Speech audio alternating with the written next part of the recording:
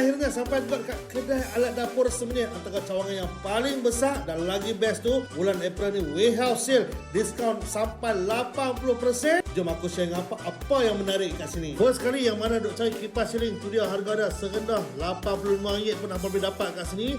Dan untuk brand KDK, tu dia harga dia RM159. Pada aku memang murah tu. Dan yang nak mencari downlight tu, harga kat sini bermula RM4.50. Banyak lagi pilihan yang bawah harga RM10. Pada aku sangat-sangat berbaloi kalau hampa borong kat sini. Next, aku bawa pula hampa ke bahagian sinki. Memang banyak pilihan yang ramai duk berkenan tu. Full set macam dalam video ni, harga baru RM289. Kalau tak minat warna gold, jangan risau. Warna hitam pun ada, nampak lagi premium. Dan yang nak cari sinki permukaan nano millet pun ada, yang besar ada, yang kecil pun ada. Laku keras yang ni harga start RM99 saja. Kalau nak basic punya pun ada, serendah RM88. Memang semua range ada kat sini, ikut bajet masing-masing. Seterusnya, simple jimat tapi nampak cantik. Nak upgrade bilik air, set bathroom cabinet 400mm 6 dalam 1, lengkap semua tu, harga baru RM85 saja.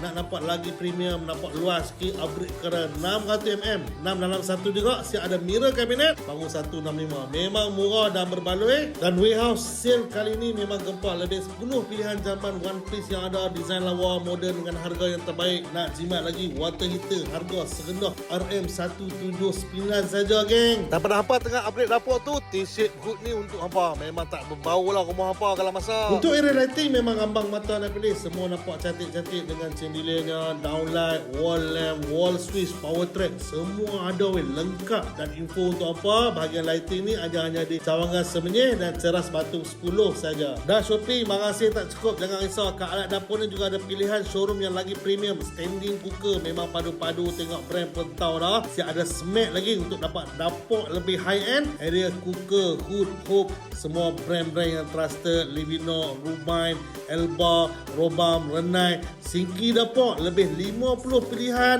daripada ceramic sink, farmhouse sink sampai ke workstation sinki pun ada kat sini. Selain itu, kelengkapan lain, oven, microwave, dishwasher pun ada kat sini. So jangan lepaskan peluang, pakai ramai-ramai cari kelengkapan dapur dengan harga yang terbaik dan boleh runding dekat alat dapur. Jumpa lagi, geng. Assalamualaikum.